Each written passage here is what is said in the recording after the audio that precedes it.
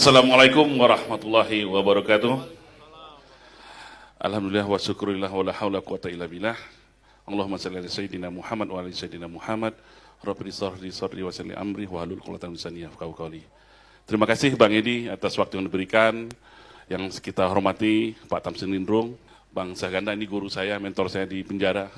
Bang Saganda, Bang Teguh, Bang Ramadan Pohan, bertemu lagi setelah 10 tahun berpisah, Bang Handi, dan seluruh rekan-rekan yang saya anggap sini adalah para pejuang-pejuang, para aktivis yang semangatnya yang luar biasa. Dan terima kasih atas saya apresiasi atas waktu yang diberikan, walaupun ini sebenarnya ditodong nih sama Bang Yusuf Legur nih, nggak ada persiapan. Saya mau berangkat ke Cianjur, Pak. Habis Cianjur kita langsung ke Lumajang membantu saudara kita di sana, erupsi bencana alam. Ya. Sedikit tadi ada banyak yang berbicara tentang Bang Bini Kaharman tentang perspektif hukum dan sebagai politisi di parlemen, bagaimana dia menanggapi pemerintahan hari ini. Ada Bang Handi dari PKS jadi secara ekonomi, dan dari Bang Ramadan Pohan bagaimana gegap gempitanya Anies yang sebagaikan air bah yang nggak bisa ditahan lagi gelombang tsunami-nya. Nah, sesuai judul, ini karena dadakan Pak ditodong, sesuai rekonstruksi Indonesia, saya akan berbicara sesuai basic saya sebagai ilmu pemerintahan. Izin Pak Tamsil, karena ini Pak Tamsil ini sponsor saya nih, doktoral saya kok nggak selesai Pak kemarin. Tangan lu Pak Tamsil nih, baru selesai masalahnya, 7 tahun Pak doktornya. Nah, kenapa ilmu pemerintahan ini sangat jarang Pak? Di IPDN itu 162 yang baru di wisuda ilmu pemerintahan rata-rata PNS Bang, jadi nggak berani ngomong. Nah, banyak yang berpesan ke saya, Ton, lu nggak PNS, coba suarakan, lu pandang, lu nilai negara ini, pemerintah ini secara perspektif ilmu pemerintahan. Nah, sesuai judul yang di atas, itu tentang rekonstruksi, saya akan mengkomparasinya dengan teori paradigma negara. Ini dalam buku The Dynamic of Governance, ada 3 profesor situ membuat. Jadi dalam teori paradigma negara itu ada 4 tahapan. Nanti kita cek, perlu nggak kita merekonstruksi negara ini.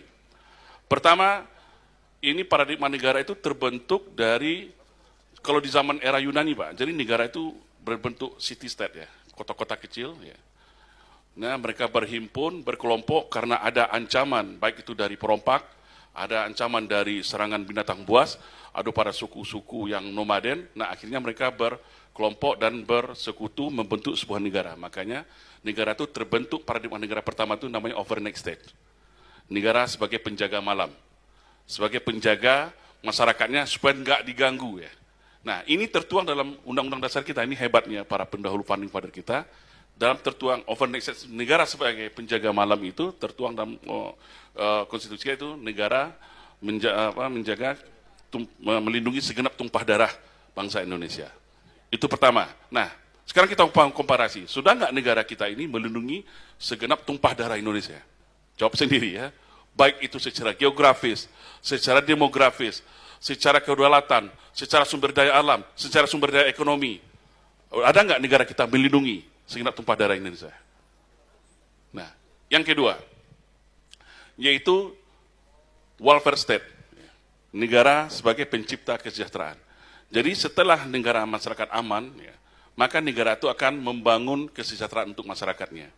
Itu tentu dimulai dari pendidikan, infrastruktur, kesejahteraan. Nah sekarang, faktanya sekarang, sudah sejahterakah bangsa kita, rakyat kita sekarang ini? Data-data sudah sampaikan oleh Pak Hamdi Aziz. Nah, saya menintir data yang diberikan Pak Said Didu nih, karena sering diskusi. 0,5% masyarakat Indonesia itu kekayaannya sama dengan 57% masyarakat seluruh Indonesia. Berarti nggak sampai 100 orang kekayaannya sama dengan 100 juta kekayaan orang Indonesia. Dan 1% orang Indonesia menguasai 84% tanah di Indonesia. Apakah kesejahteraan itu untuk rakyat? Nah, terus yang ketiga, nah, saya tanya lagi, apakah ada kesejahteraan untuk rakyat diberikan oleh negara pada saat ini, pemerintah pada saat ini? Jauh kan, timpang. Apalagi kalau memang nilai kemiskinan seolah kecil. Berapa Bang Hamdi? Nilai kemiskinan kita kalau 27 juta ya? Iya. 27 juta karena dia menggunakan parameter, ada namanya power purchase parity yang paling rendah, standar PBB. Satu hari $1,9. Ya. Sedangkan Filipina aja $3,5 Pak, dia menggunakan parameternya. Itu tingkat kemiskinan 27 juta. Salah seorang pakar ekonomi menghitung kalau seandainya kita menggunakan standar $3,5, orang miskin Indonesia itu hampir 100 juta. Pak. Artinya kesejahteraan yang kita harapkan dari rezim hari ini jauh terpanggang dari api. Nah yang ketiga namanya minimal state. Nah, ketika rakyatnya sudah aman, ketika rakyatnya sudah mulai sejahtera, seharusnya dalam teori paradigma negara ini, seharusnya negara itu mulai mengurangi peran-perannya mengurusi urusan-urusan publik. Dengan negara maju seperti Singapura, Pak, dia bikin holding, diserahkan masalah ini, diserahkan kepada kekuatan civil society-nya. Kita bagaimana sekarang? Undang-undang Ciptaker aja, Pak, mohon maaf. PP nomor Peraturan Pemerintahan nomor 41 yang dirilekan dari Undang-Undang Ciptaker itu menarik seluruh kewenangan pemerintahan daerah itu kepada pemerintahan pusat. Dan mohon maaf, kalau ada yang berbicara otonomi daerah itu nggak ada lagi otonomi daerah, Pak, sekarang. Kekuasaan itu sudah diambil oleh pemerintahan pusat pada saat ini. Jadi nggak ada lagi otonomi daerah itu, hanya tinggal euforia pilkada. Penentuannya pun oleh KPU. KPU mana? Ya KPU pusat lagi finalnya gitu. Jadi nggak ada lagi, Pak, ini semuanya sudah diambil alih oleh pemerintah. Nah, yang terakhir strong state. Setelah dia sejahtera, setelah dia aman, setelah masyarakatnya hidup, dia akan menjadi negara kuat dengan 3 syarat, 3G, Pak, rumusnya. Good governance, good corporate, good community. Nah, sekarang kita lihat, good governance, betul nggak tata kelola pemerintahan kita sudah baik? Lihat aja wajah Sambo, ya. Lihat aja wajah DJP, DJA. Itu baru yang terbongkar itu, Pak. Sampai sekarang, rata-rata yang biasanya pamer-pamer Harley, sudah hilang itu di sosial media. Siapa yang sejahtera sebenarnya? Kan gitu. Nah, good governance, lihatlah tingkat korupsi kita luar biasa. Dulu kita zaman Orde Baru 1,3 triliun aja ditancil, ributnya luar biasa, Pak. Sekarang 300 triliun, enjoy aja kan? Enjoy aja, gila nggak nih? Itu merah-merahan pohon ini. Good governance. Nah, sekarang good corporate. Good corporate. Nah, good corporate ini bayangin, saya bilang nih, 1% orang menguasai 84% wilayah tanah di Indonesia. Sedangkan hidup darat, air dan udara siapa? Untuk kepentingan siapa? Tapi hanya untuk kepentingan segelintir kelompok korporat saja. Dahsyat yang kita sebut dengan istilah bahasa kanan ahlinya oligarki. Ini kan luar biasa, Pak, kerusakan yang telah terjadi. Good corporate, bagaimana korporasi menguasai seni-seni kehidupan ekonomi kita. Dan yang terakhir, good community. Nah, sekarang harmonis gak kehidupan kita antar beragama? Harmonis gak kehidupan kita sesama? Gak pernah selama ini ulama dicaci maki. Masalah ini luar biasa. Rusak harmonisasi masyarakat kita sejak rezim ini. Kacau balau, Pak. Apa yang salah? Ini saya protes di sini. Saya alhamdulillah mana sering kita suarakan. Karena apa? Yang disuarakan itu selalu kebinekaan. Ini salah, Pak. Seharusnya ini sama dengan Pak Anies. Saya sepakat dengan Pak Anies. Seharusnya persatuan Ika. Tanhana Dharma Manggrafa Bhinneka Tunggal Ika. Kenapa kebinekaan? Ini ada teori komunis di situ. Angkat kebinekaan untuk mempertajam keanekaragaman. Tujuannya apa? Supaya egosentris keanekaragaman itu muncul. Murah diadu domba. Setelah murah diadu domba, semuanya hancur lebur, mereka akan bilang, nah kan, ini karena kalian beragama, dah buang agama, kita cukup Pancasila saja. Pertama.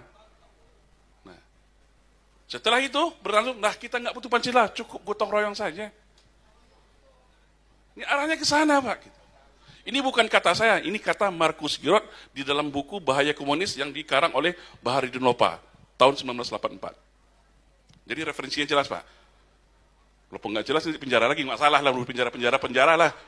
Di penjara ternyata enak, Pak. Ketemu Habib Rizik, ketemu Napoleon, ketemu Bangsa Ganda, banyak belajar saya di penjara.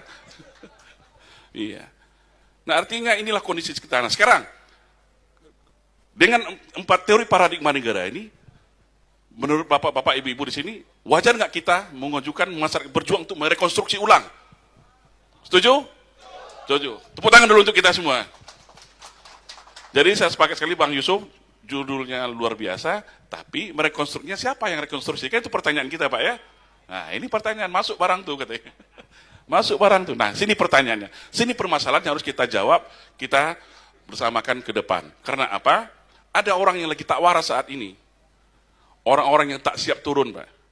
Orang-orang tak waras yang nggak siap turun, yang ingin memperpanjang kekuasaan, sudah dibahas panjang lebar oleh Pak Bhinneka Harman. Ibarat tsunami Aceh, Pak. Dia berselancar, ternyata ada tsunami. Tinggi ombaknya, nyangkut di pohon kelapa. Enak di atas. Pas air surut, dia bingung mau turun gimana gitu. Itu analoginya. Karena musuh yang diciptakan udah banyak, iya kan? Orang dizalimi udah banyak. Berapa tanah adat di Kalimantan dirampok? Berapa ulama aktivis yang dia penjarakan? Kami nggak dendam, Pak, nggak dendam. Tapi kami nggak lupa gitu aja.